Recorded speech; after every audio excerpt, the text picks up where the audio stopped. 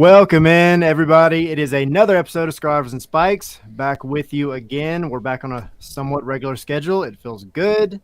The games were rolling in hot and heavy for a minute, but we have an international break, and we have a win to talk about. So it is I, Tyler Pilgrim. Here with you is Sydney Hunt and Tommy Moose. How is it going, guys? It's going well. Kind of weird we're at an international break.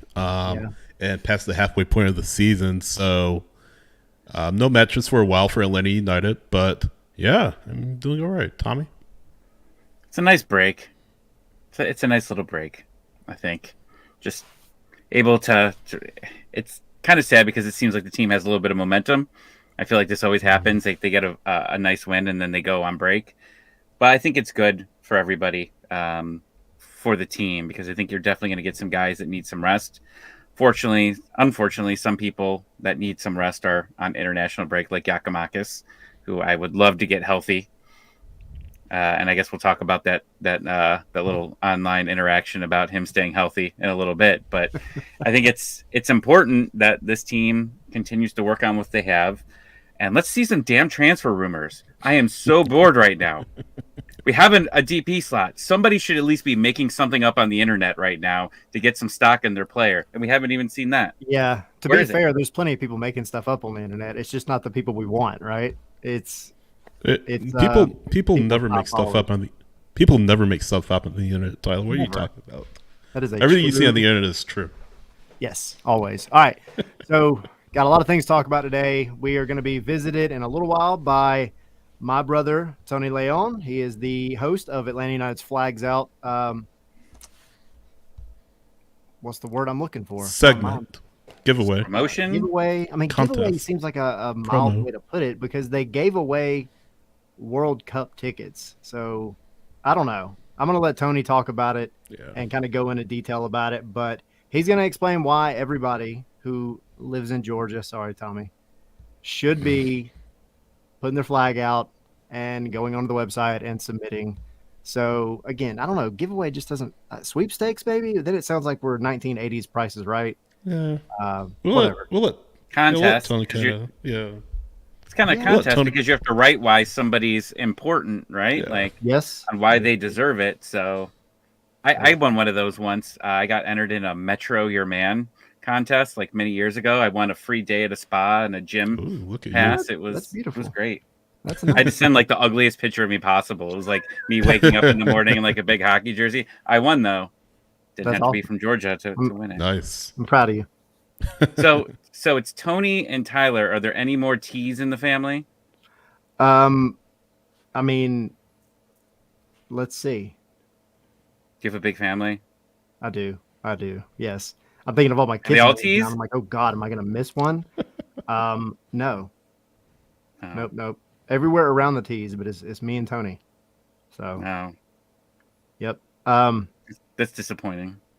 I'm so sorry if I'm missing somebody in my large family. I wanted more T's. Like my family, there's a Tom, a Tim, and a Tommy. My family just has a lot of syllables in most of their names.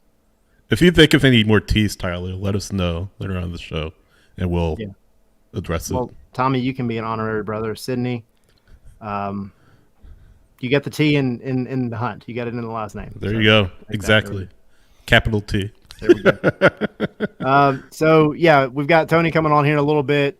We have a game to talk about, and it is a win, and it is right before the international break, which seems to happen every international break. Atlanta gets a good game, a good run. Maybe not a good run in this case, but gets something going, and then boom, international break. MLS just likes to not honor the international breaks, and here we are with a lot of guys possibly missing, but we have this DC game to talk about, and it was a win. So what do you guys think?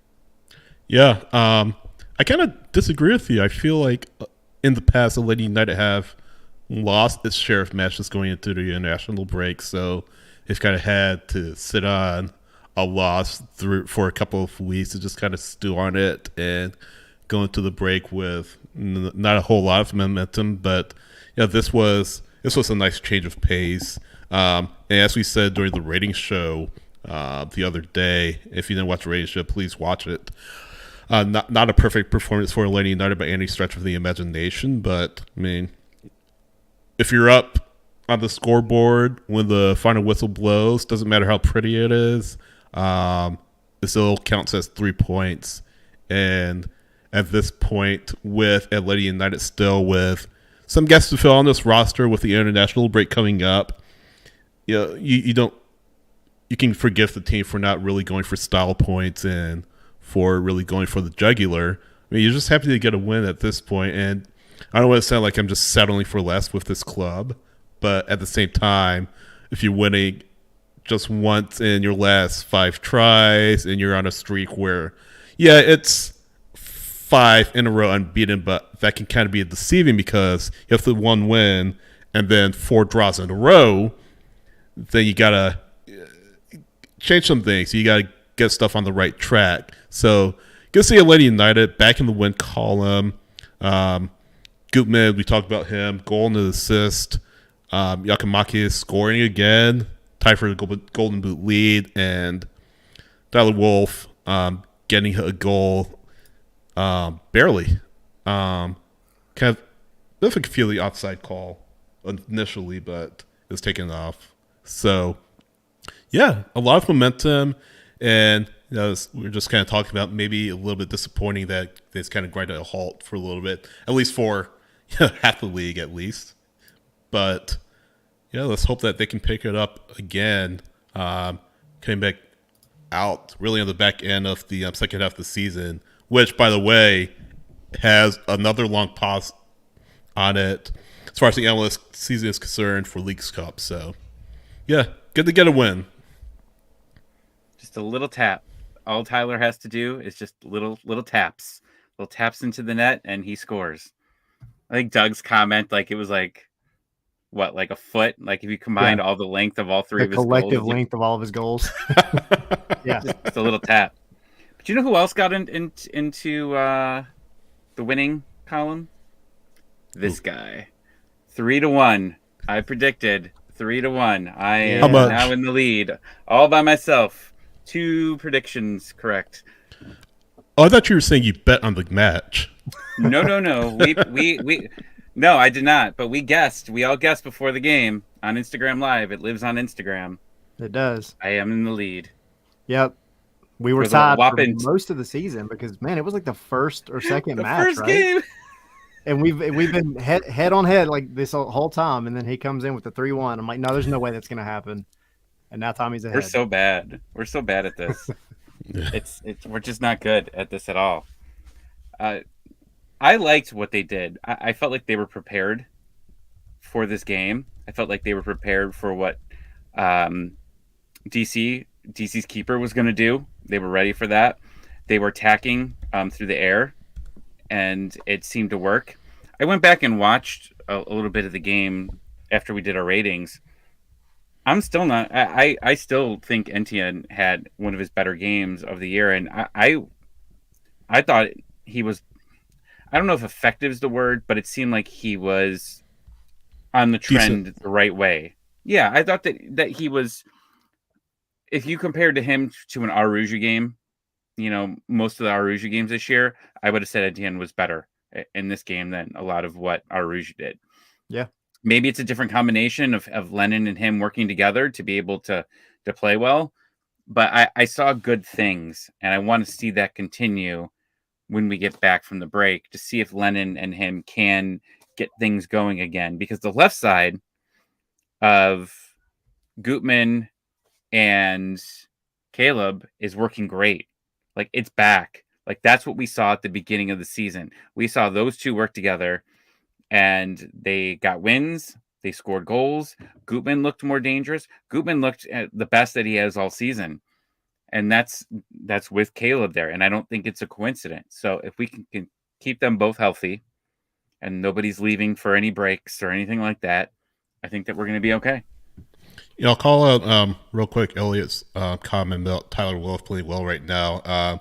We kind of joked about it earlier, just kind of he's pretty much tapping goals in and kind of tapping merchant for the most part. But still, I mean, he's a young player that is really, and we kind of talked about already with him. I asked Pineda about it the other day, just the time that he has been on the field and increased just a little bit, and it seems like more and more he's getting involved in the lineup for Pineda. I mean, he's not a new player, obviously. He's not like super, super young. He's 20 years old.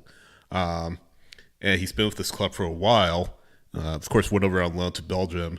But yeah, he's played 6 times. He's trending to play his most matches in an Atlanta United uniform, his most minutes in an Atlanta United uniform.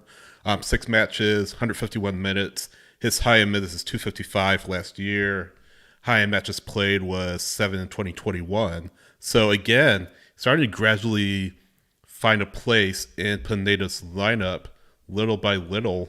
3 matches in a row, about half an hour, and nice look good. He's done well with the opportunities that he's been given, and maybe he's that another piece in the puzzle for Atlanta United moving forward. We see that they have the propensity to maybe move their younger players, and we talked about Bell the other day. I'd love to see them hold on to guys like Rest in Wolf, peace, guys Bella. like yeah. No, I love to see him hold on to like these younger players, maybe those that are kind of on the periphery of the European discussion or the overseas discussion. Granted, Wolf's already been in Europe on loan, but yeah, maybe see them hold on to some of these building block players that will play a much bigger role for them in the coming years. You need Yeah, that in MLS. Like you need cheaper players, like young, cheaper players to really round out your squad because Atlanta likes to spend a lot on their big players. So if you can get a couple young guys like a Caleb Wiley, like a Wolf, like a Jay Fortune, got it that's what he wants right. to be called. We're on a roll already. Yeah, we got it. Like those are like that's what makes the great teams elite teams because you have that type of depth. Like Seattle is a huge example of that of And what they've Philly. done over the years. So it's great seeing these young offensive players. Offensive. We've seen a lot of defensive players come in that are on the young side that have been able to contribute, but we really have been seeing offensive players, and that's a big change for us. Yeah. I want to throw this comment out there by TV Flowers because it kind of there's a roundabout point I'm going to make here, but saying why Wolf scores, gets into the box and into position. He was there to capitalize the back post. We haven't had that much. We haven't had much of that this season, and I mean it's funny because you think a guy with the legs that Arujo has would be waiting to. I mean, as much as he wants to score goals, he would be waiting at that back post with some of these Caleb Wiley crosses or when Etienne's playing on that side or Gutman or whoever. But he never seems to be that kind of late runner that you want. He consistently hangs out at the top of the box. We're not talking about Arujo anymore. He's on his way out. And I think it's interesting. And I know there's a lot of factors in play here, but you have a homegrown who kind of was stuck in that MLS purgatory in between MLS USL championship kind of purgatory that we talk about with like Jackson Conway, some of the other players that have just kind of never really broken through. And it feels like Tyler Wolf has really, really broken through. Now, granted, he still has time before he's going to be getting, full starts on the regular. I mean, he will probably during the international break and things like that. But I think it's going to be a minute before you just see him chosen with no other variables over one of your more experienced guys like Etienne. And that's fine because what you don't want to do is force something to happen that doesn't need to be forced to happen yet. Right now, he's effective doing what he's doing. He's bringing the energy in games when you need him to bring the energy. And he has scored 3 goals as a super sub, essentially, in 1,000 minutes, a little more than 1,000 minutes less than the DP that's getting paid a lot of money has this season. So, he's doing what he's got to do. He's doing his job. And there's just something about, hey, let me make that little bit of an extra run to the back post because there's going to be a ball there and it's going to be an easy tap in. And Tyler Wolf has figured that out. And if he can continue to do that all season, I'm happy with it. Speaking of the DP that we are referring to, we may as well share this. So Luis Araujo on his Instagram pretty much not removing all references from Atlanta United because there's still like the pictures of him with Atlanta, but saying he is a player with Flamengo um, already and still has a couple more matches before his time with Atlanta United comes to an end. So maybe a little, well, not just a little, but some unspoken messages there by Luis about his time with Atlanta United. Not to speculate, but seems like he has one foot out the door. I've heard some people say he's probably not going to play against NYCFC and Red Bulls, which I wouldn't blame Pineda at this point because Luis already seems like he's gone mentally. So no right way risk injuring him and upsetting Flamengo essentially. Does he play? Do you think he plays? That was my next question. Um, It's off tough. the bench, I think. Again, no use playing somebody who's going to be here just for another couple matches. To me, I mean, I wouldn't. Maybe a little bit against NYCFC to give him maybe a proper send off. I don't know how much of a. I don't know what the reaction from the fans will be because he's kind of a very controversial figure during this time in Atlanta for any for any reason or another. But yeah, I don't want to steer. There's too much into Louise, and I'll get this back to DC. But looking back at his career, just nothing. It didn't really click, and let's hope that this move to Brazil is for the best, and that he can really become the player that he wasn't in Atlanta United. But yeah, again, not to take it off DC as a whole, but just kind of observation there. Well, what do you think, Tommy? Do you think he plays? Nope. Not at all. Nope. I think I'm kind of in alignment with Sydney. I think he comes on as a sub, maybe. I mean, I almost think you kind of have to, right? Like we can talk a big, and I hated that the club didn't do it for Joseph the way they probably should have. But even if he's halfway checked in, fresh legs at the end of a game at home. Also, you got to understand you're missing a ton of guys in that match.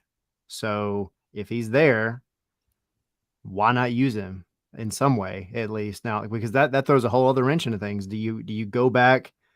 Because I mean, you're going to have Tyler Wolf, so he may start. Etienne's not going to be there. You're going to have Caleb Wiley on the left. You're going to have Gutman. You're going to have Lennon. So, I mean, you can make it work with Tyler Wolf starting.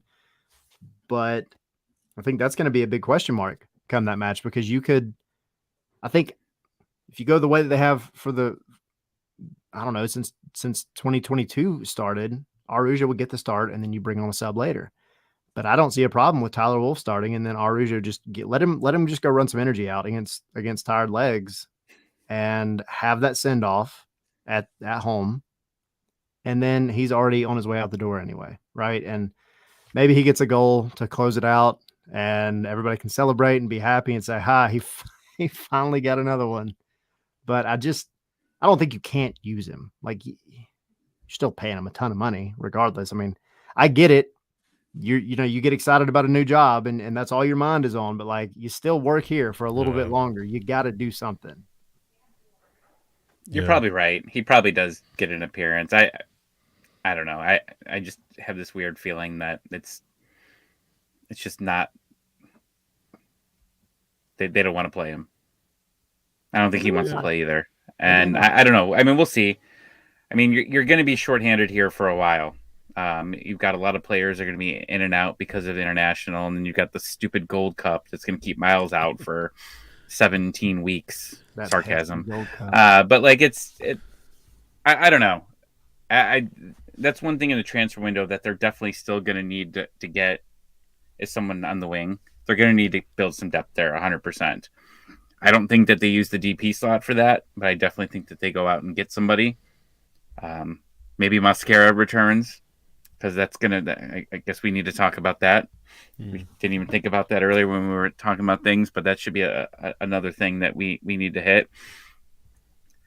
It's interesting. This team, the way this team is built right now, it's going to be very interesting in the next couple weeks. And like, we didn't even really talk about it, but before the game even started, we saw Huzetu not even in the lineup.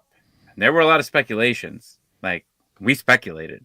Oh yeah, we speculated of what was going on because Sydney, I think you tweeted like originally it was like announced as a coach's decision, right? Yeah, and that could mean a number of different things, but couldn't That find could be a out. catch-all. Yeah, exactly. Oh. But But what I did couldn't find- everybody think it was? just he kind of running with Pineda or something like that. I think it was you played yourself out of the lineup, but and it again it could still be, we don't know. There's a transfer window rapidly approaching and nobody has heard anything. I do think it would be wild because they picked up his contract or his option to then go and move him now, but maybe that was the reason why. I don't know, but Jay Fortune stepped in and did work as a young man in that position, and I was super happy with what he brought. But yeah, I mean, it comes back out later that it's just, I'm fatigued after the LA game, and then Pineda did say he wasn't going to start in this match anyway against DC. So it could be anything. People will look way too much into it. It could be something surface. It's not a big deal, but I mean, again, I don't think what Jay Fortune brought was it definitely wasn't anything less than what Josetu's brought this year, and I would argue that it was definitely more effective. Yeah. One game sample size, I get it, but I like the energy that he brought. I was fatigued after that LAFC game, and I showed up to watch it. Me too. We went 90 minutes. Yeah, I tapped out at that that watch party. I'll tell you that much. Just real quick, and we talked about NYCFC. Just let's hit on the names real quick. They'll be missing Yakimakis. I had the red card. Probably was never going to play anyway. He'll be with Greece on June 19th. Brilliant. Miles, mentioned, yeah. Let's stop 1 second, Sydney. Just 40 brilliant. check. I know we talked about this in the ratings, but genius. Mm-hmm. It had to be planned that he was a game away from a yellow and he was going to get suspended for it. This guy's going to get a yellow like almost every game anyways. Right. And it's the end of the game. And what does he do? He just shoves a guy for absolutely no reason, gets the yellow, and then we are like, oh, man, he's going to miss 2 games. And then everybody starts looking up MLS rules. He's going to miss this New York game anyways. Oh, well, the rules say that it can count as a suspension. Brilliant on whoever figured that out because, Yakimakis did not understand the rules of how that went. So somebody in the front office or someone Pineda was like, you can go hit anybody you want for whatever reason right before you're about to be taken out. Have fun, buddy. And he had fun and he knocked someone over. Yeah, I said red card. I meant 5th yellow card of the season. But yeah, in any event, probably no chance of. Yeah, probably no chance of playing against NYCFC anyway. We talked about Miles being out for the Gold Cup, of course, the Nations League as well. We haven't talked too much about Derek Etienne being out for the Nations League. And granted, we feel U.S. made a much deeper run than Haiti, but Haiti could find itself in the knockout stages. I don't have the matchups in front of me, the bracket in front of me, but Haiti should make it to the knockout Haiti's stages. A sleeper. Yeah, Haiti's a sleeper. And they have talent. I mean, go back to the Champions League with the team that made a little bit of a run in the Champions League this year. And I get it. That's a club. This is country. I get it. But, like, the talent's there. And, Etienne scored in one of his last appearances with the team. And he goes and does it again. Maybe that's that final piece that he's been kind of missing to really get involved with Atlanta United when he gets back. Yeah. So how many games could he miss? So Etienne, how many games potentially could he miss? Yeah, so I mean, at least the group stages. I mean, they're in a group with Mexico, Honduras, Qatar. So I don't know. Again, they could be a sleeper. Mexico really should get out of Group B, but Haiti, Honduras, Qatar, that's a little bit wide open, especially with Honduras. So we'll see what happens. But I mean, he'll miss a few matches, maybe like 3 or 4 matches at least. Well, at least with them. I'm not don't worry too much about him because there'll be a couple friendlies. He won't be back probably for NYCFC, so that's something else to think about. Abram will be with Peru as they're in Asia. They have matches 16th and the 20th, so he won't be with the team. So we may see Noah Cobb on the bench. Mentioned Etienne, Jay Fortune will be with Trinidad. They'll take on Guadalupe on Friday, and he could be out for a few matches if Trinidad kind of make a run.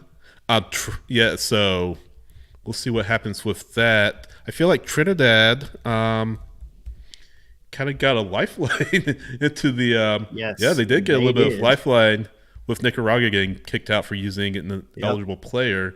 So Trinidad are automatically in Group A. They don't need to progress through the preliminary rounds as planned. But yeah, you'll miss Jay Fortune for a few matches considering what Trinidad do. And they're in group with U.S., Jamaica, and whoever wins the prelim matches. So yeah, that's great. That's great to how they got in. Like that's like the plot of a Disney movie. Like I think the Mighty Ducks got into the playoffs because like one of the teams got the measles, and now you've got a situation where they just played a guy that was another team played a guy from another country or whatever that wasn't even allowed to play. So like, oh, all right, we'll let Trinidad and Tobago in. Disney's already like sitting there like writing it all down on paper and how they're going to make the next movie. I'm here for it. I hope Jay Fortune plays Jay Fortune. He's the Charlie Conway of the team. Right. Yeah, but we'll kind of reset it probably next week when we talk about the NYCFC match at length. But a lot of roster decisions for Pineda for NYCFC, and then outside of that, moving forward against Red Bulls, and then matches forthcoming outside of that. So we'll see, what happens with that. But yeah, look at the standings real quick. I believe Atlanta United are in 5th place at this current point in time. 28 points, just 3 back of Nashville for 2nd place. I mean, what a weird league, huh? Yes. And if anybody's wondering, they're 7th overall, 7th in the Supporter Shield, tied. Yeah. Well, they're behind Seattle by a goal on goal differential. Same point. Sorry, 4 points behind Nashville. 4 points behind Nashville. I apologize. So 3 points would put them in 3rd place. So I apologize, but yeah, it's still super wide open in the East. Yeah, and anybody's game.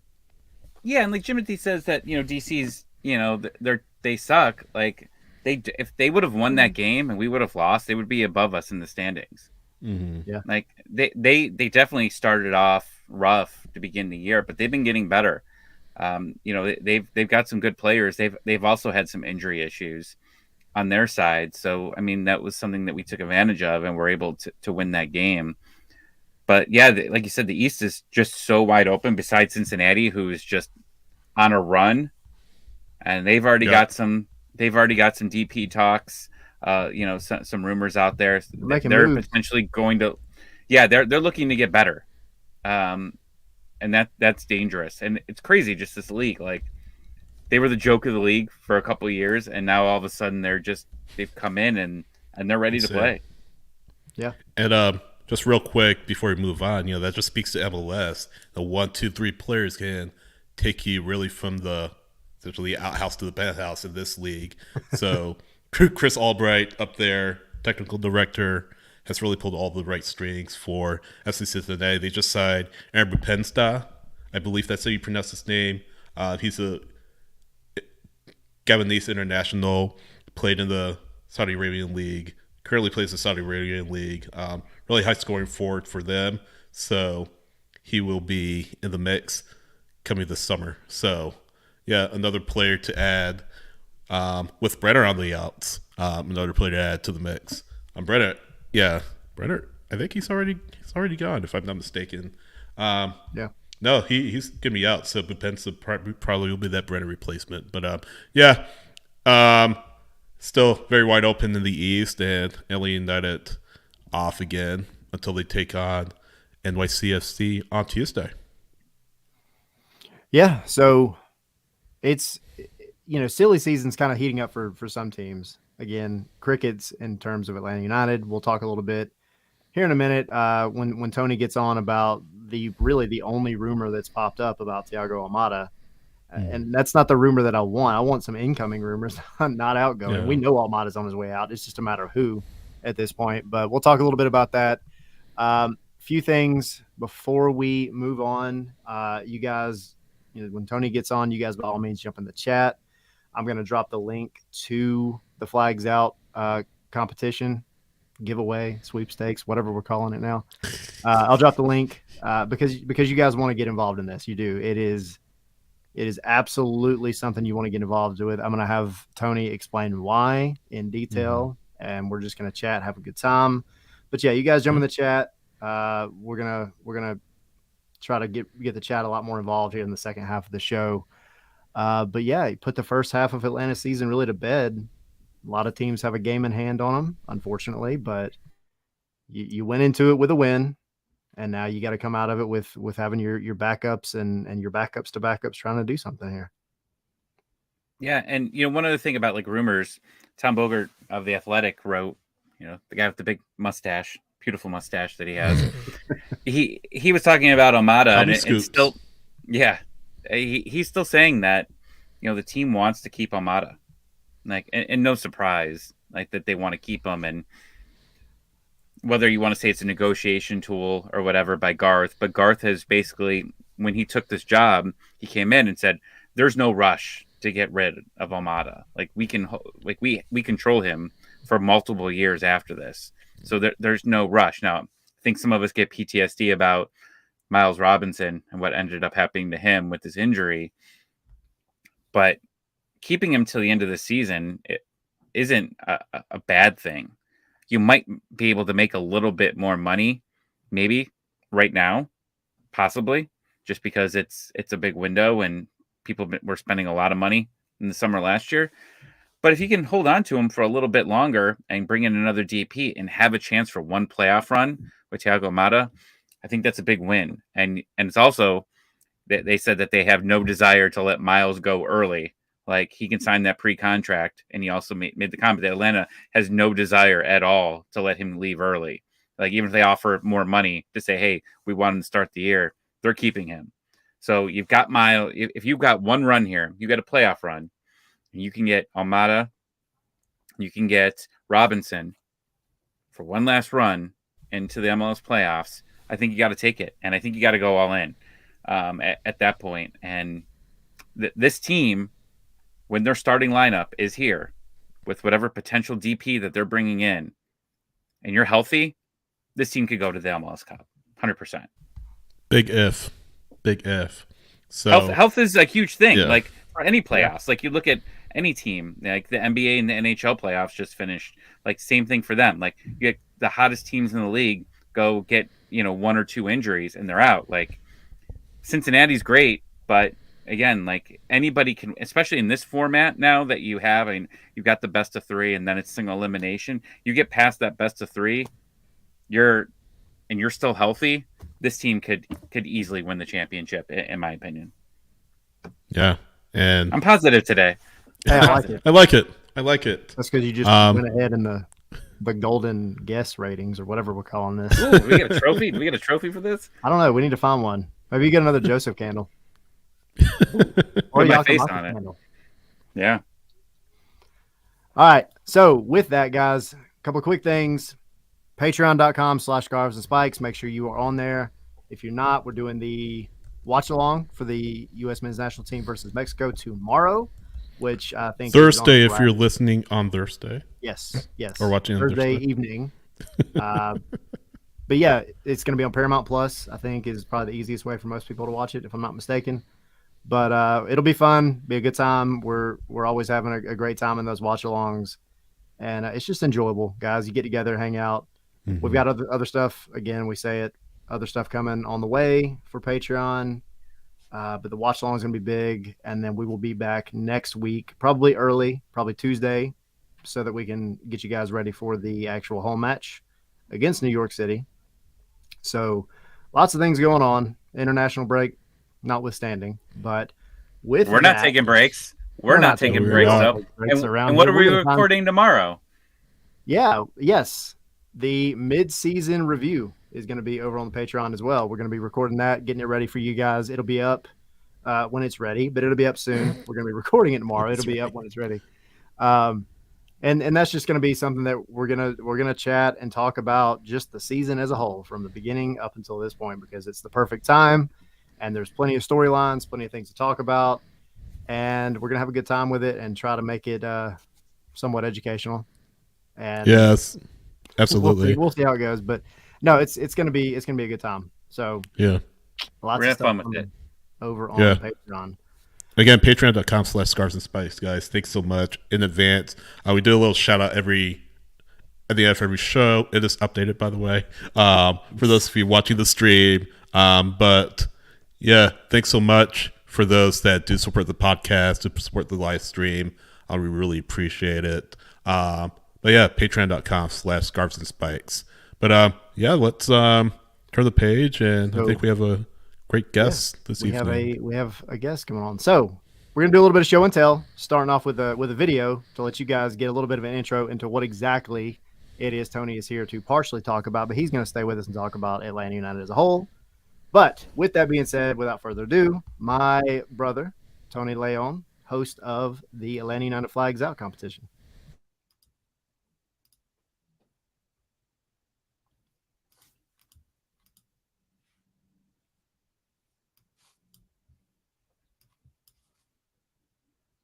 The flag looks nice.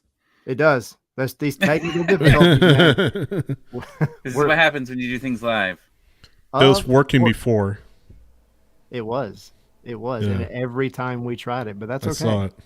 We'll work on that. In the meantime,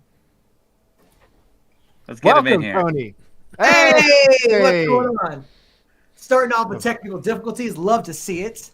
Great way to intro it. Here we go. First off, big fan of the show, not just because there's bias in the room, but love what you guys do. Honestly, it's I a appreciate it. seeing the likes of Andrew Gutman, Taylor Twellman, and now me. Clearly, you needed more star power. So I get why I've been introed. I got two words for you, Tommy. I know you're a wrestling fan. Acknowledge me. Okay. Acknowledge me. So I appreciate you guys bringing me in. I thought you were gonna say "suck it," and I was like, "Oh, that's the wrong." I was like, "Whoa!" Like we just met. You're already telling me this? Okay, we're okay. Hey, like I'll let you say that. It's your show, man. Hey, man. See, I actually get that reference, though. I don't. So someone will have to explain it to me. I'm not a wrestling fan. So. Roman Reigns, baby, Roman Reigns. Roman Reigns. Okay, I know who Roman Reigns is. Tony, so I'm going to get this video working. We're going to still play it regardless. However, with everything that we've been talking about, you got to tell everybody really quickly, just what is it, what is Flags Out, and why in the world should they get involved? Yeah, absolutely. So the verbiage about promo competition, we call it a campaign around these parts. That's the word. It's all the same, really. Honestly, what it is more than anything, it is just showing love back to all the 17s that show love to Atlanta United. Obviously, it's in the title, Flags Out. We look for fans, 17s that are in not just the greater Atlanta area, but also even outside of that. We've gone as far as Cumming, Lawrenceville, close to Athens. We look for the flag out outside the house. But more than that, we've streamlined it, made it so much easier. Now we have a submission link where you can give us like photo evidence of your flag being out. But on top of that, really what you're doing is you're nominating a friend, a family member, a coworker who's a diehard 17, and you're sharing their story as far as why they deserve to win whatever prize. The contestant or nominator, so to speak, doesn't necessarily know what prize is up for grabs. It's all random depending on the sponsor for that match that we'll partner along the video with.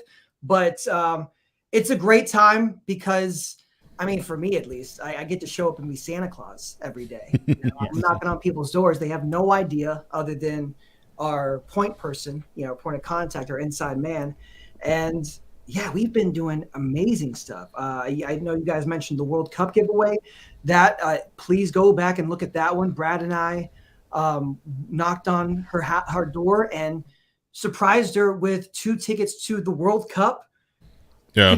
She didn't even have a passport at the time, and it was like, oh, I gotta rearrange my whole life for this thing, and it ended up being one of the better World Cups, I would say, of all time. But we did that. That was a good one to go to. Right? We've done flyaways where we sent people across the country to see away games for Atlanta United, of course.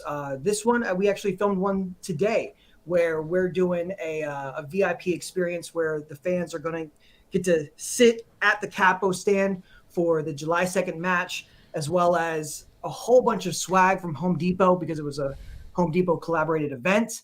So yeah, there's a bunch of cool stuff like that if you're already a fan of the club and you're wanting to win some free prizes just for watching along anyway, why not throw your name or somebody's name in the hat to possibly win? We joke about Tommy living in Ohio all the time. So just to clarify, that's Athens, Georgia, not Athens, Ohio, right? Exactly. Even though there wasn't Athens, Ohio until now. But yes, absolutely. Learn something new every day on this show. I was literally Googling, Sydney, how far it is. It's 690 miles. So if you can change the contest to 700 miles within Mercedes-Benz Stadium, I'm back in. Throw them up. Throw the flags up. Yeah, I got one out there already. I'll take a picture. Use our telescopes to, scope it out and see. Yeah. And then we'll just mail you a prize if you win, I guess. Sure. You need a P.O. box here in Georgia. Right. Exactly. Smart. By proxy. Win it by proxy.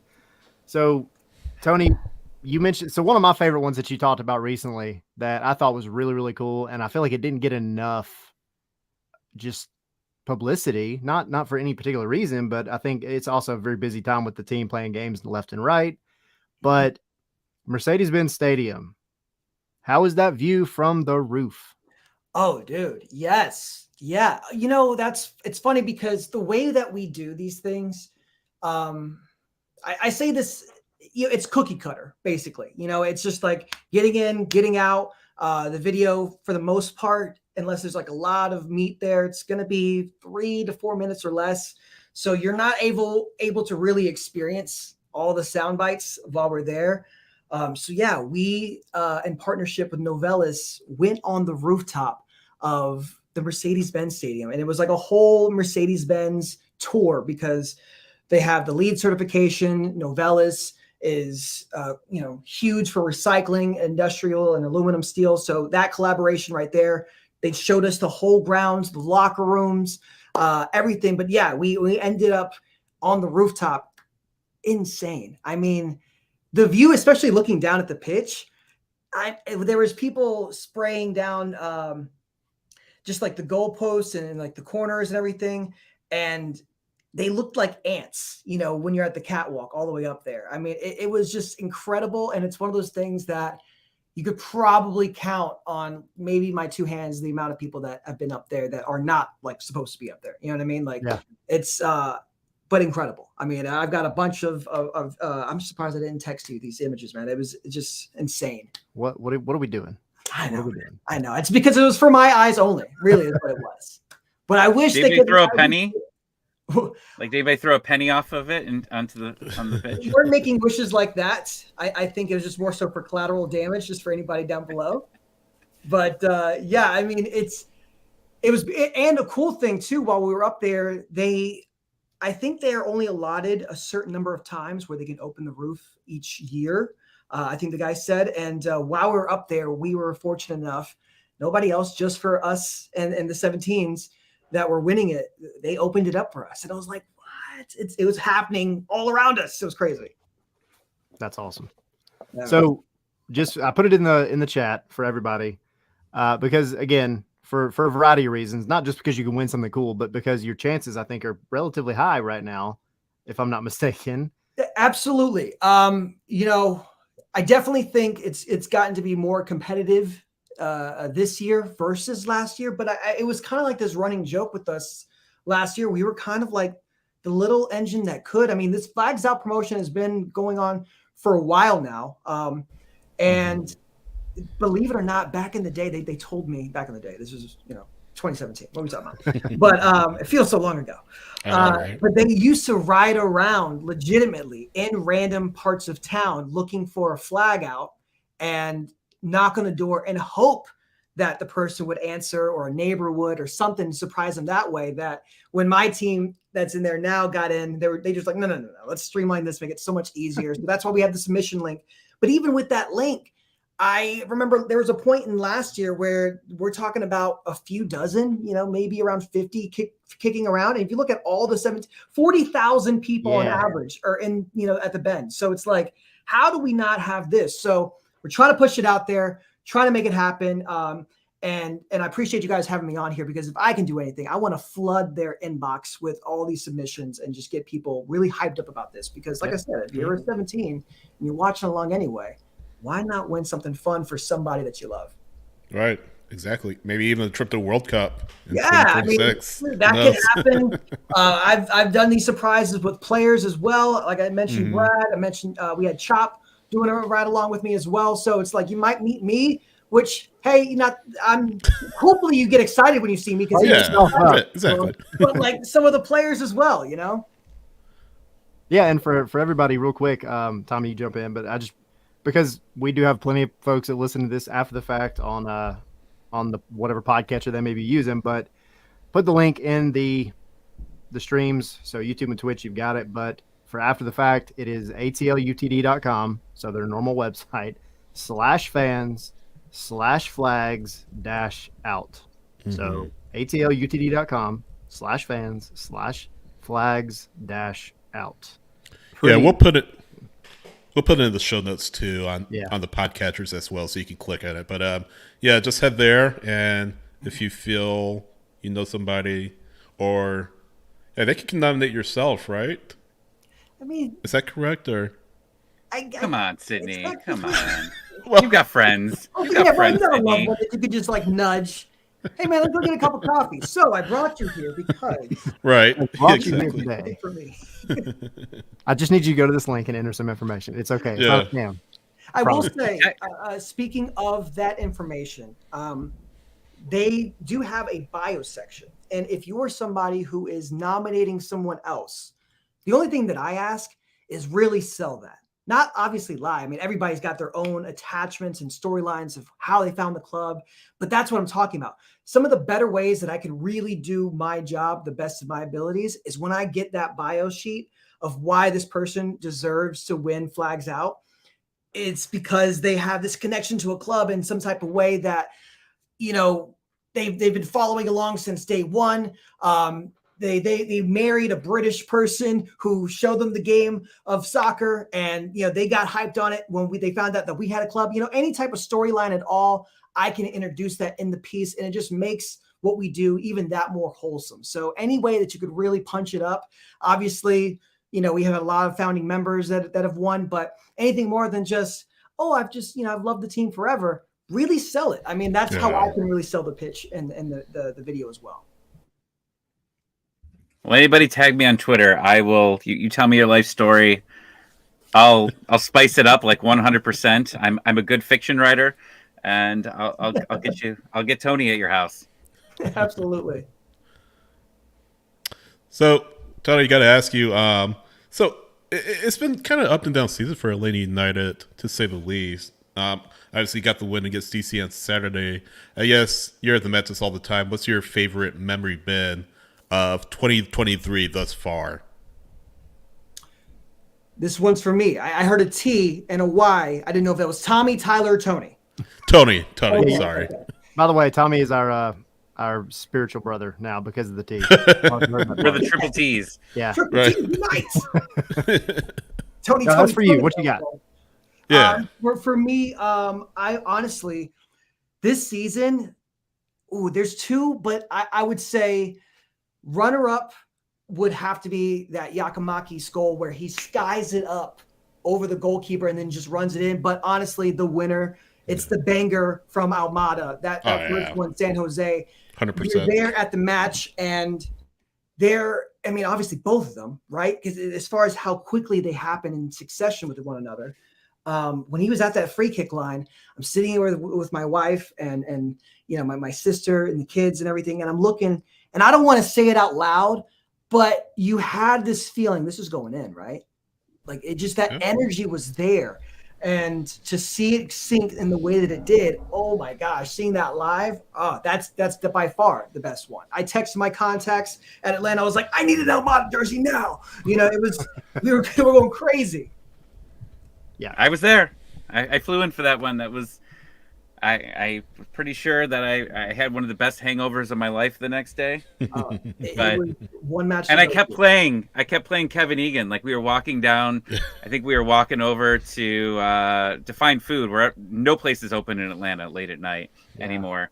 I just kept playing Waffle House. over and over. No, it was closed by the Olympic. The whole Olympic park there was closed. Wow, it was broken. Well, they only have the to-go window, but that's a whole other thing. Like my Waffle Houses are even open out here. I just kept playing Kevin Egan, just yelling Almada like over and over and over again because it was a moment. And Tony, I did the exact same thing. Like after we tied it, and he was sitting there, like I leaned over to my wife and my friend. I go, "That's going in. He's knocking that in. Like this is a movie at this point, and this is going in." And you don't want to say it out loud because you don't want to jinx it, but like, come on. And it happened. Yeah, that by far.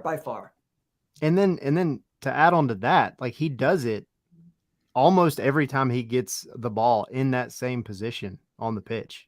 It's crazy. He's either dinking it or stinking it. It's hitting that crossbar or going in, either way. Yeah. He's had that we're gonna miss him when he's gone. We're gonna miss him. You need him for a playoff run. You need him for one playoff run. He's going to keep saying it until his transfer window's over. You need him for one playoff window. Does he stay, Tony, until the wintertime? Ooh, man.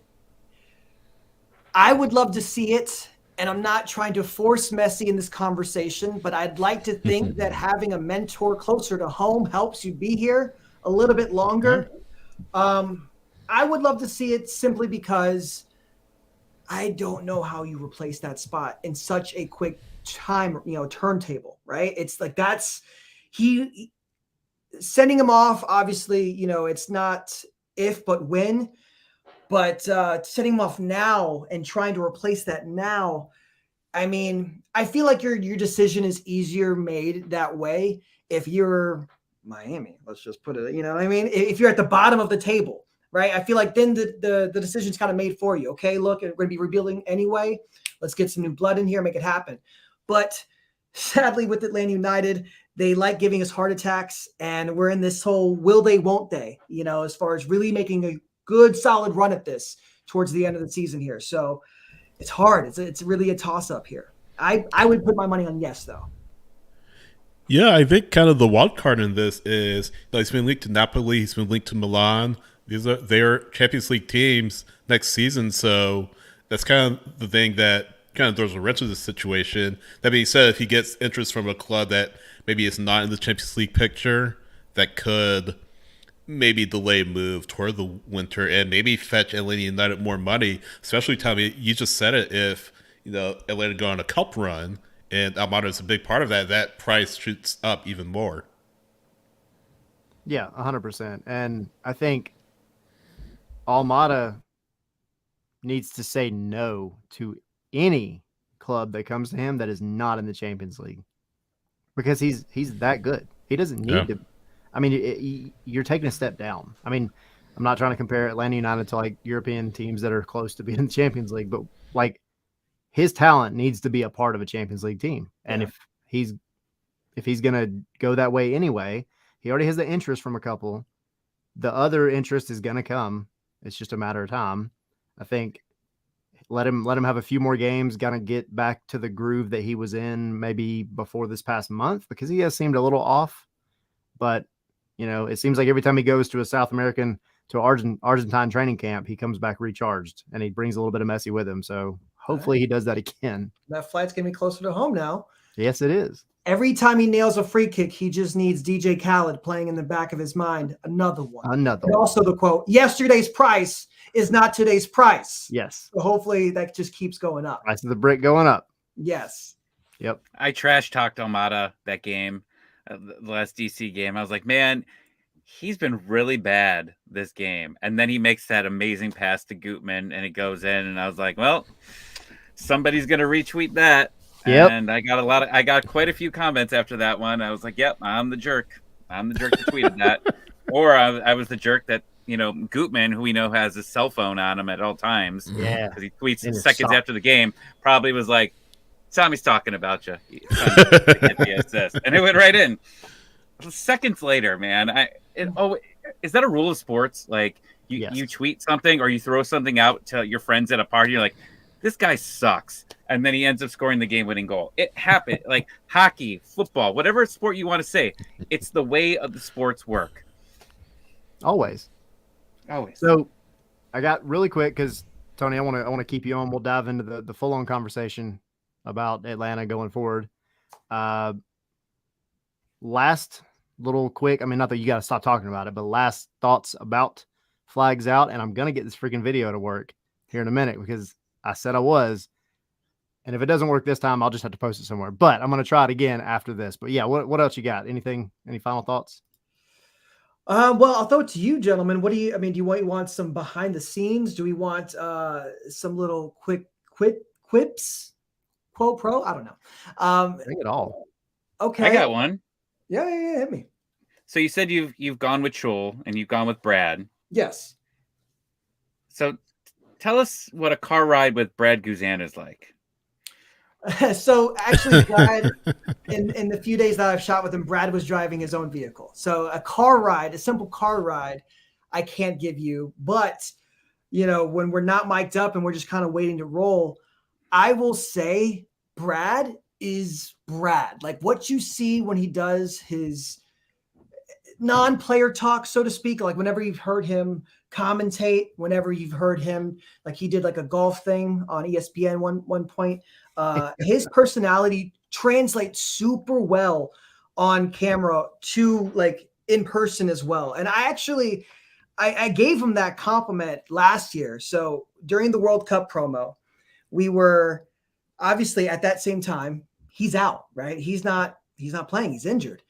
And I remember seeing a match where he was like commentating from the booth, just trying to hype up the squad while in the booth while they were playing. And obviously he wasn't there. And I just remember being in awe of the job that he did. He was so good. Because a lot of times you see players of any caliber, any sport, and it's just like a lot of mumbling. It's like a lot of like uncertainty, not much confidence because they're not used to being there. And of course he's got his media training and stuff from Aston Villa. But I mean, he just did such a good job. And I gave him that compliment as, I was kind of first meeting him. I was like, hey, Brad, I don't know if you've ever thought about this or if it's crossed your mind, but like anytime I see anybody doing my job, that's not me or, a host, I should mean, I'm super impressed. And I'm like, dude, you've got a huge career path set out for you whenever you want to do this thing. And I think the competitor in him couldn't take the compliment. And I couldn't say it at the time because it was still kind of like hush, hush. But he was working his way back onto the pitch even at that moment in time. He was injured, but he was still training like ahead of schedule and really getting in it. And you see it in the way that he bounced back from that NYFC injury there. Mm-hmm. And he was just like not even taking what I said. And it was just like, yeah, cool, man. Thanks. But no, man, I'm still here. Like I'm training. I'm working around, just dismissing. He obviously took it, right? Like he wasn't ready to hang up the hat. And to see that competitor and to see also like him just being gregarious and just a personal kind of person, he's great. He's great. I asked him for marriage advice right before I got married. Like, hey, man, what do I do here? And he's like, just say yes. Yes. I'm sorry. I'm sorry. Like it was. He's a good guy. I like him. I would love if one of the Flags Out prizes is just a day with Brad Guzan. I will move just to be able to enter that. I would love to because you're right. Like he's had the commentary. Like he's had opportunities before to do that, and he did a great job. Yeah. And then when he took over the Twitter account, that was one game I wasn't able to watch, and thankfully I wasn't able to watch it because it was an absolutely terrible game. But I check my phone in the middle of a concert, and all of a sudden I wonder why I'm seeing 100 tweets about Brad Guzan and cooking. And he doesn't understand what Brad's cooking means. And it was just great, just reading through the thread of like, oh man, like this guy is just meant to be like, after he's done here, like to be on TV, be on social media, like he's just fun. And he seems like a genuine good guy. And like I hate that he's getting towards the end of his career, because like, and he said it last week after the game that, being a keeper, it's like one of the hardest parts, because they're going to blame you for a win or loss, right? And he got dogged on left and right, 2 games earlier, and then he goes into LAFC, has an amazing game, has the best game probably of his career, and then he goes, and has another solid performance. Like it's the life of a keeper for sure. And I hope that even after he ends up leaving here, he does something, whether, and Riddle just said, love Brad on MLS 360. Those are personalities that help grow this sport. And like, he's a legend, US team, over in Europe, and he's here. He's won championships, MLS. He is, Jimothy, you are 100% correct. He is born for Apple TV. Yeah. That's actually, as we were talking, that was exactly the show, especially seeing what Apple TV is doing. Yeah. I would love to see him there, because yeah, to your point, to his credit, I mean, he really is, what you see is what you get. And what you see is somebody that's like, I could grab a beer with this guy, and at the same time, like, from my own experience, the man's a dog. Like, if he wants to get after it, he will. I was actually at that NYFC match where he got injured, and just seeing it live at Yankee Stadium, I mean, the whole stadium went silent. And to look back on it after the fact, oh man, he misses weeks after this injury. And for him to play the entire match still, I mean, it just shows that when he walks away, whenever he's ready, I'm not going to count him out. He's definitely going to be sorely missed in the Atlanta United locker room, both on and off the pitch. Yeah, for sure. Yeah. I think a lot of people have kind of thrown out stick around as a goalkeeper coach in some way. But to what you're saying, though, his personality, and it's funny because he doesn't try to be, I think, like what Tommy was talking about, he doesn't try to be funny. That's just who he is. And he's just talking, and he's like, yeah, what does it mean? What does cooking mean on social media? And everybody's like trying to explain what it means. And he's like, I don't get it, but it's just who he is. He's freaking hilarious, but he doesn't try to be. But when you listen to him talk about the game, and you go back to the couple of times that he was essentially a color commentator last year for the matches, the way he sees the game is so detailed, and you can learn so much listening to him. So yeah, MLS 360, or even as a guest color commentator on certain matches, like, you would get a lot out of having a guy like him on. For sure. Yeah. And like, even his tweets, like throughout the game, like just beyond, I know the cooking thing was like the big one, but like, he was just calling players out, like how he does on the field, like when he's screaming at everybody. No, he wasn't screaming at people. He was tweeting. So when those players got back to the locker room and that was a bad performance, they had to read those tweets. Atlanta United didn't delete those tweets. So when he said, oh, this guy needs to do this better, it lives in the internet forever. Yep, it's there. Yeah. They heard it on the training ground too. Sorry, Exactly. Probably with some swear words added in between those. 100%. So, real quick, favorite behind the scenes moment out of all the times you've been doing it. What can I? Okay, I don't mean to keep looping this back to the big bald wall, but I mean, I had a lot of time with him, so it definitely sticks out. And the reason why is because of the reaction. So we tell this woman she's going to the World Cup. She's going to Qatar, let alone, all of that. Right. But we get up there, she's immediately crying. I don't know if they caught it on the video. I can't remember, but like, as we're walking up, I'm telling him, I'm like, hey man, wouldn't it be funny if we get the tear works, right? Like if that starts happening, because it's our captain, you know what I mean? It's a big deal, and it's the World Cup. And just see who we're walking up there. Sure enough, it was the tear works, but it was because of Brad. It wasn't because, like, I don't think she processed the fact that I was there to send her to the World Cup yet. She was immediately bawling just at the sight of Brad coming through and just like, oh my gosh, I can't believe that you're here. I love you so much. I just going on and on and on. And I'm having to like throw it back for the video's sake. Like, hey, Coca-Cola's, paying us to do this. Like, hey, you're going to the World Cup. It's why Coca-Cola. And I'm trying to bring it back to that. But she's continually crying. So I kind of make the joke. I don't know if if it made the air, but I'm like making the joke. Are you crying for like Brad or the World Cup or a little bit of both, But it was just her reaction of just constantly sobbing and joy, which now that it's passed, which was solely because of Brad Guzan. And then, oh, by the way, I'm going to the World Cup. That's cool too. But just the meeting of Brad, I think that was the most hilarious. And then his because he's emotionally just a different guy, right? Like the way that he handled it. Oh, the way that he's handling it, he's trying to like deflect it in a way that's almost political, where it's like, do you want to kiss the baby kind of thing? Do you just like, oh yeah, thanks so much. You know what I mean? Like just, it was a lot going on there where I could feel for him and I just could only be a fly in the wall, but actually also being there. I'm glad it's not me right now. Like what do? You go to a stranger's house and the moment she sees you, she's crying and wanting to hug you and love up on you. Like you're not ready for that, like, so it was just cool funny to like back away and just experience that happening in front of me. Like, wow, this is really going on. And I'm Tony, by the way. I know that's Brad, but I'm Tony, Oh, I find it hysterical. Honestly, what's funny about it, walking up, I'm like, hey man, you're the celebrity. Like we were talking and he's like, oh man, this is going to be like cool for you, right? Like people probably, I'm like, no, dude, like nobody knows who I am, which I love, by the way, that I could just like stroll up and it is a surprise. Although I think the flip side of it, I would like people to see me and immediately get it. Like, oh, I'm winning something. But then I feel like that would be trouble Bust out the door.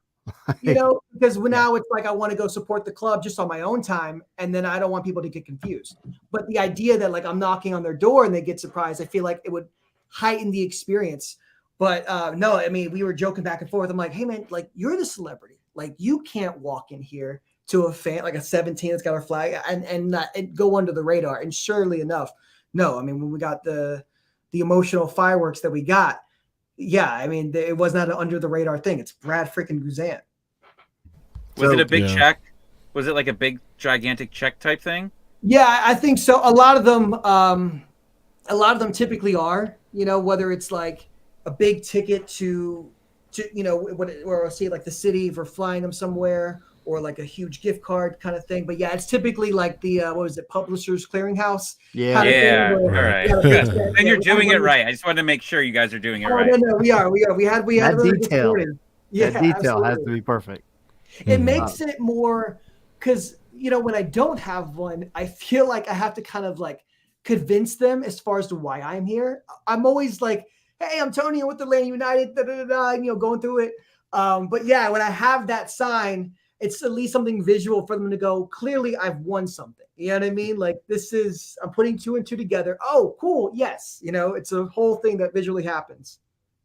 I always wanted a big prize, like a check, like a big check. Even if it's like $1. Like I just want to take it to PNC Bank and like be like, this is mine. Cash they it. get to keep it. So, if you're out there and they keep it? Okay, even better. So you put it on the wall and yeah, absolutely. I'm jealous. So if you win, make sure you cry is the moral of this. make it fun. It's hard to keep it organic, right? For even as an actor, I don't know if I could force tears like that, but today was fun because we had like the giggle fits. I will I'm not going to spoil as far as how the giggle fits happened, but our fan, she was like, like it's just like stuck on a record. You know what I mean? Just like hitting that note over and over again.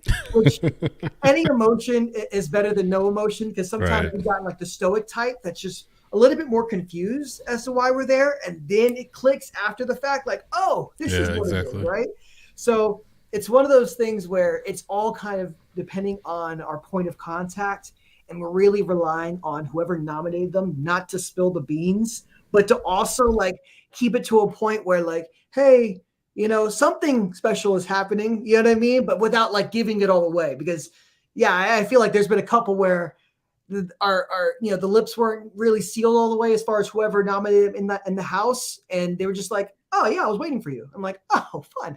Oh, Yeah, well, there you go. There's your prize. Appreciate it. But of course, you want to see the excitement. You want to see the joy that comes through when we knock on your door.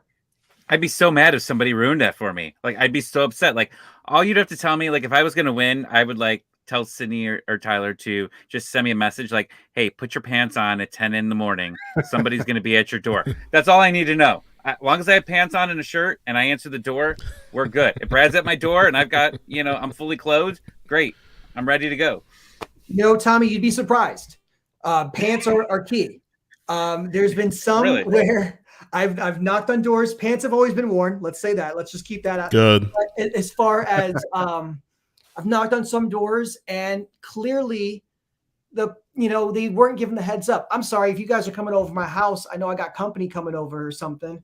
I'm gonna at least be presentable. I'm gonna wear something I could go out if we wanted to grab something to eat, something. We've caught people straight up in like joggers or pajamas, and it's just like, did you not let the person know that like people with cameras are coming through? I mean, clearly you can't spill the beans, but hey, we're gonna have a company coming over in a second, or let's go get your nails, something, hint. Like hint, come on now. Yes, right. So that's awesome.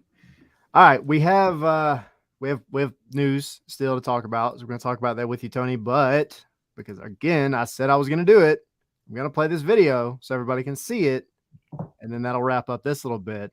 But again, guys, make sure you guys go jump on the website, go put in your submission, because you have a chance, and you have a pretty good chance. This is not playing the Georgia Lotto. You have a chance to go win something big. Although they have been a sponsor. Exactly. And yes, but I love the transition. Yeah, I appreciate it. Great segue. I do my best. All right.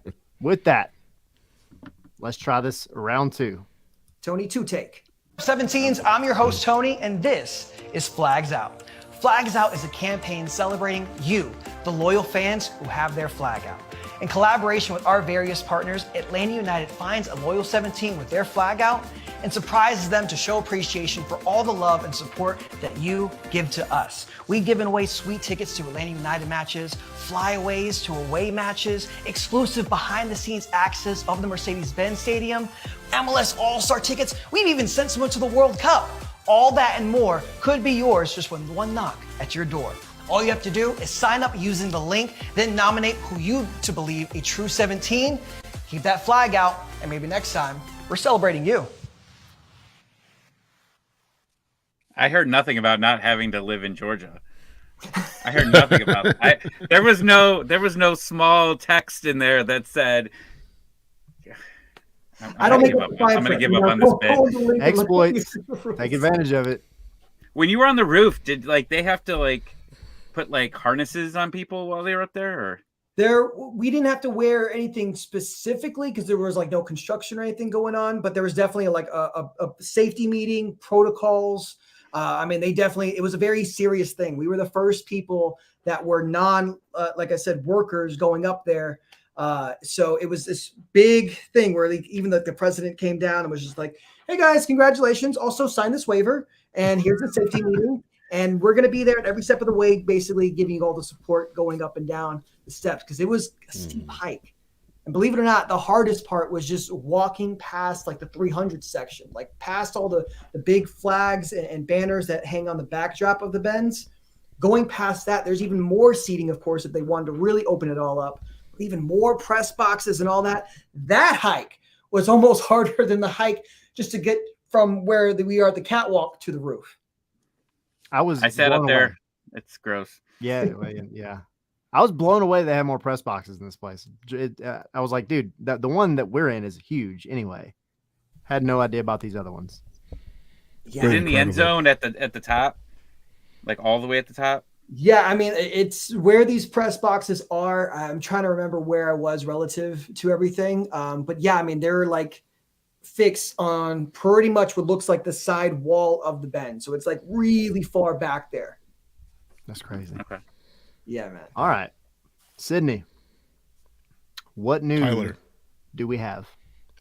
Yes. Enlighten. So this actually was on the radar as we were starting to come on the air live and record the podcast. But U.S. men's national team, according to Jeff Carlisle and Julian Lorenz, U.S. men's national team is interested, or I should say, Patrick Vieira is interested in the U.S. men's national team job.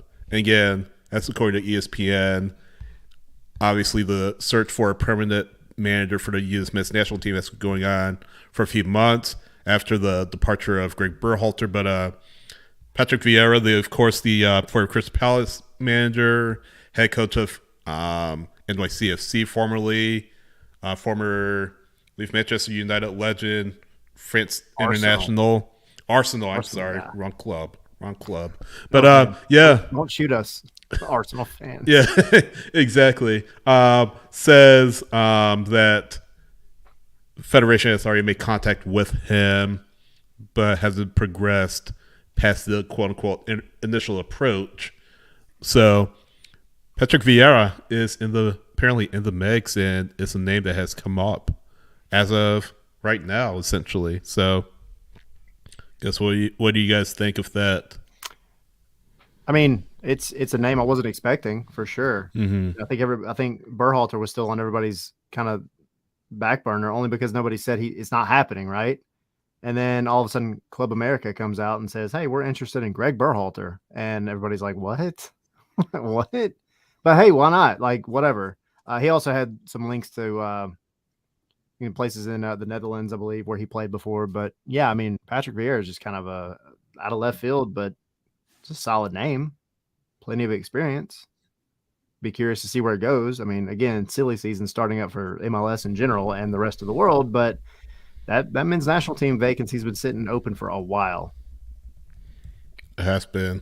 But yeah, like you said, really left field Vieira. Knows the U.S. obviously because, like I said, coach NYCFC.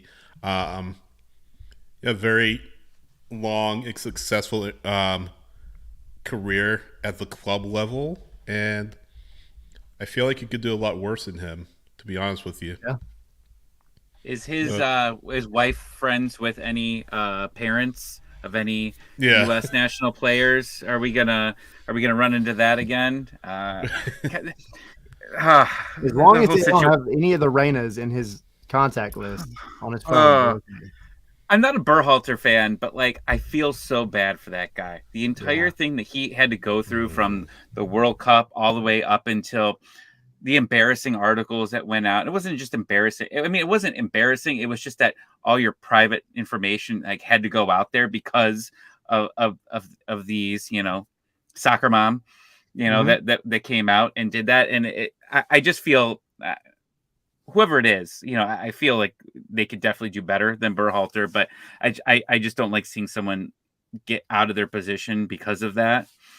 So I think that's a bad situation. But the other good news that I saw this morning was Lucho Acosta is possibly getting his U.S. citizenship, and him coming to the U.S. national team is a huge W. That's bigger than I think any coach. I think he's a fantastic player, and I think that he could change this team very quickly.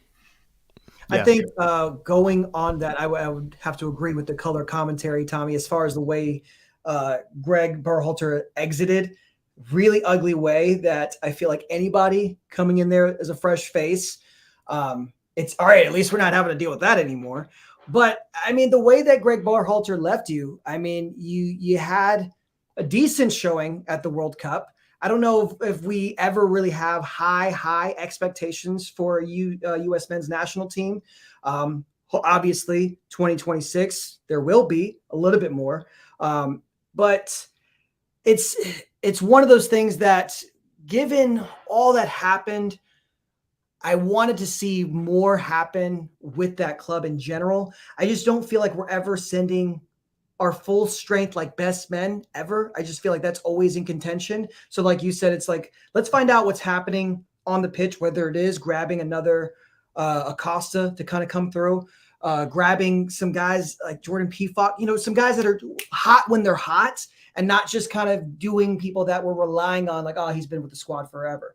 Now, of course, the downside of that is also there's more matches, a la tomorrow, that are happening between now and 2026 World Cup, to where Berhalter at least left you beating Mexico, beating, having good showings twice, right? Yeah. Winning gold, having great showings in the CONCACAF matches, to where it's like, that's the bare minimum that you need to do. And that's not a cakewalk, guys. So if it's just to get to World Cup roster, that's, I feel like, a different conversation, but we also need to rebuild and look at what's happening right now. I say rebuild, I don't necessarily mean a total rebuild on the pitch, but just as far as that locker room and who's really managing that, they still have to pay attention to things like tomorrow, and not just 2026.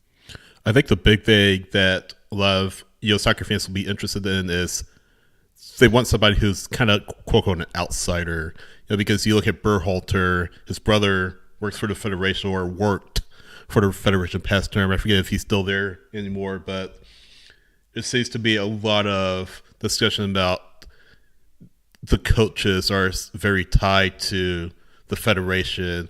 I mean, Klinsmann wasn't, of course, but are we saying outside? Just throwing it in the hat here. Are we liking that Thierry Henry rumor that happened that was sprinkled in? I could go either way with that. Yeah. And something I've always said is that managing a club, right, is much different than managing an entire country's roster, because you have, with a club, a little more hands-on.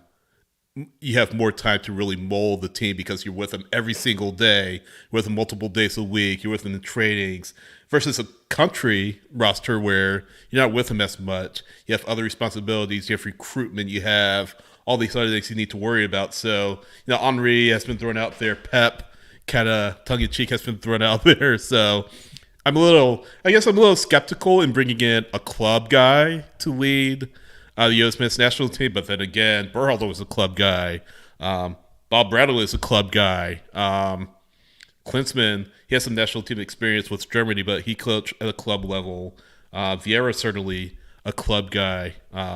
Palace and NYCFC, different stops here and there, but yeah, a hire that U.S. needs to get right, especially with 2026 coming up when you host the World Cup on your own turf.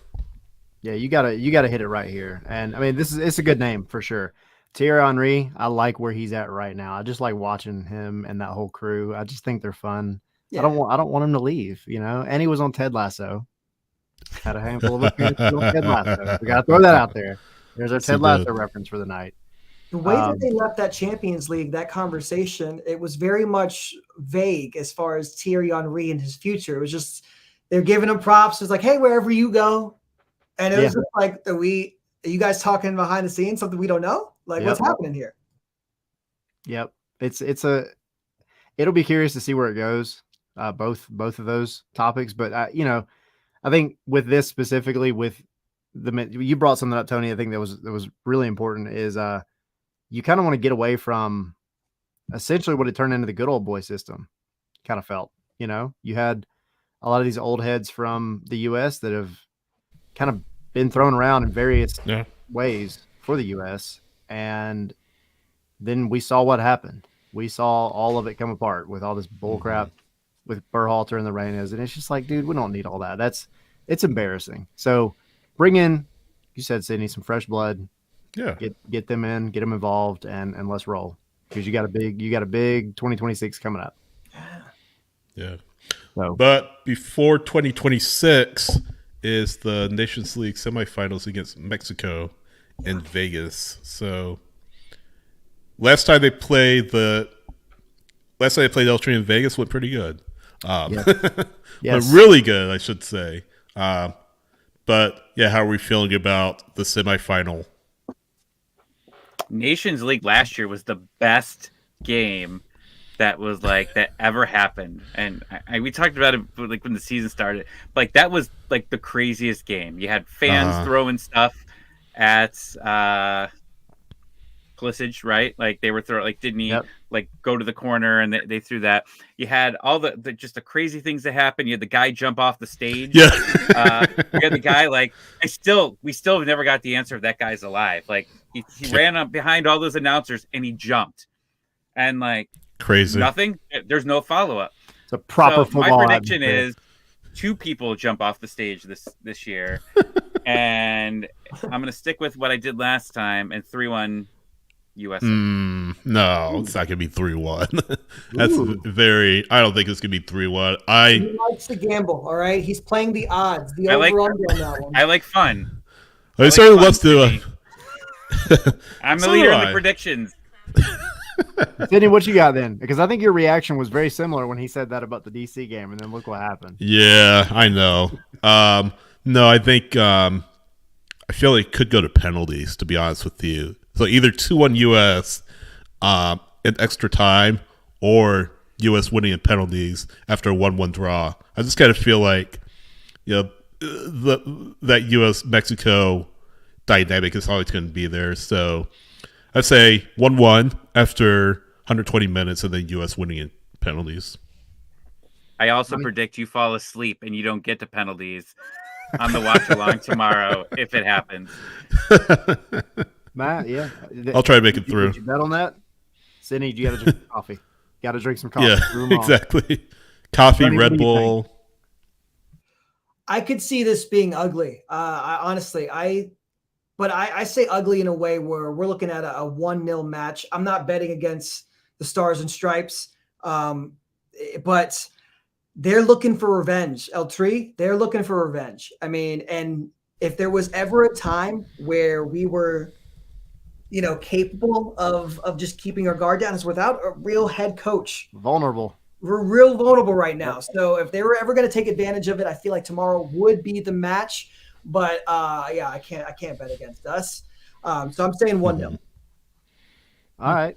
I like it. I'm going to go with the tried and true 2-0 because, look, it's got to be a Dos Acero again. And I want to see Miles get back on it now that he's back. I want to see Miles just get all over ATLUTD again. But I think it'll be a good match regardless. I don't, again, US all the way. But you're saying, Tony, I think for sure it's going to be fireworks, especially considering location. That's what you were talking about earlier, Sydney. You're out in Vegas again. That crowd is very much going to be a 50-50 crowd. So it's 60 or 70-30. Yeah, ATLUTD, I think. You're right. So it's going to be interesting, and it'll be fun. I will say this will be, no matter which way we try to make it, the first watch along that doesn't end in a draw, because it cannot end in a draw. So I don't know what's going to happen. We might break the universe with this one. Something's got to happen. Something's got to give. Yep. So hopefully after this, all the watch alongs involving Atlanta, maybe it swings to Atlanta's favor and we win these matches instead of drawing every one of them. But final thoughts, anything real quick that y'all want to hit on? Tommy has a wife who is having a birthday. And yes, happy birthday, Tina. It's Flag Day, so it is Flag Day. And Tony's here. Tony's here on Flag Day. I've been waiting to throw that out here the entire day. But yeah, it's Flag Day. And we shot the flags out today. Look at that, pun intended. The only thing I'll say, and not to go too long-winded, I can tell from a personal standpoint, and I guess I'll ask it in generic to the group here. Do you guys just ever pinch yourself as far as what it is we get to do? I remember, Tyler, I think it was some grilling thing that we were doing, but back in 2015, I don't know if you remember the conversation, but this was right after Atlanta United gets announced. And I said to you, hey man, I don't care if we're great, if we suck, or if we're in between, we need to back this. We need to support this. Yeah. Whatever it turns out to be. And to see it come to fruition with all of its trials and tribulations to come here, and then how we randomly both get roped into also working along with the club. I just find that to be, almost a comedy of errors to 2015 to now, how we got here. I think it's so crazy. And I pinch myself in those moments that I consider myself to be a part of the club, you know? Yep. Super grateful. And then, like Same here. in every way, 100%. Like covering it from the way we do, to being involved in it, to being able to, talk to players, talk to, obviously, I mean, I'm biased. You're my brother. But like, getting to have really good guests on all the time and chat about the club, like I could be doing a lot worse out there, right? Exactly. Like, this is awesome. Right. Yeah, I know. I've had fun doing it, and get to talk to people like you, Tony. And by the way, appreciate you coming on. But yeah, absolutely. It's been, like you said, highs and lows. Not always been great football to watch, but still, it's our team. LA United is our team locally, and best is yet to come, hopefully. Yeah, and living far away, we started off with Spaces. So for me, I didn't have anyone else to talk to besides, a couple friends about the team. And then all of a sudden we're doing these Spaces last year, and now you're talking to, 50, 60 different people throughout the season and their thoughts, late at night when everybody's having a few drinks and they're very honest. So I think that's probably been one of the most fun parts about it. It's just going on the Spaces after every game and just getting people's instant reactions and being able to interact. And everybody's got their own opinions on, any team. And it's interesting to be able to deal and talk with everybody every single week after a game. Yeah. And I hope that this, not just the show, but everything that you gentlemen are involved with, I hope things like this just continue to elevate, getting more people, more traffic. Obviously, a name like Messi coming into the league. There's been that hot take, I know I've mentioned it to you, where finally, MLS was going to get exposure. For me, I look at it like, finally, you guys are going to start paying attention, right? The MLS has been, over the past couple of decades, has been getting to a level with the stadiums. I think, honestly, they were undervalued in that Apple deal. If we're talking about $2.5 billion over 10 years, I'm sorry, did we not just sell a club for over $500 million? Yeah. Right. How do you? The math ain't mathin'. So I'm really happy to see Messi coming in, giving us whatever eyeballs for other people, not just here nationally, but even with the Apple deal now internationally, really recognize what the MLS and, of course, what the South has to say. Yeah. Thank you guys for letting me be a part of the show, though. I love being able to voice it out myself, man. Absolutely. And Appreciate you're coming on. You got an open invite. So, Happy Flag Day. Anybody deserves Happy Flag Day too. So yeah, I love it. So with that, guys, as usual, make sure you jump on the patreon.com/scarves and spikes. Do that quick plug. Also, to the guy at Mercedes-Benz Stadium the other day who walked up to me, I told you I was going to shout him out. He said, he gave me a fist bump and he goes, "I like your shirt." And I was like, "Cool, I'm wearing a black shirt. I can't wear club attire in the press box." And I was like, "Oh, he's just being funny." 15 seconds later, I'm walking, like I'm already well past him. He's going the other way. Like we are completely separate at this point. I realized he said, "I like your show." And I was like, "We like you too, sir." Yeah. If you're watching. I don't know who you are. And if you are listening, because you said you like the show, I appreciate it very much, a lot more than I expressed that day. I want you to know that. Thank you for listening. Yes. What did you say? You liked your shoe? I mean, he could have said that too. Do you have nice shoes? Fire shoes from my brother here that are show and tell. Hey, it's a show and tell day. I love this episode. Yeah. We'll post a picture too. Yeah, the King Peach Adidas from a couple of years ago.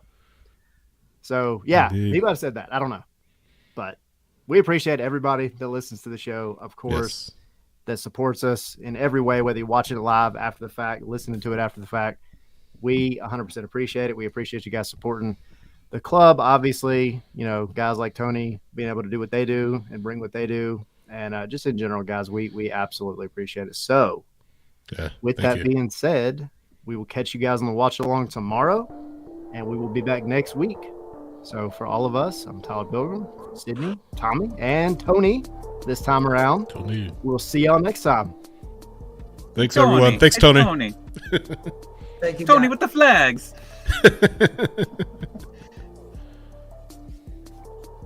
USA. USA. USA. You didn't even say they'd score 3 goals. 3-1. Wow. No trasero. 3-1. That doesn't sound catchy. No, it doesn't.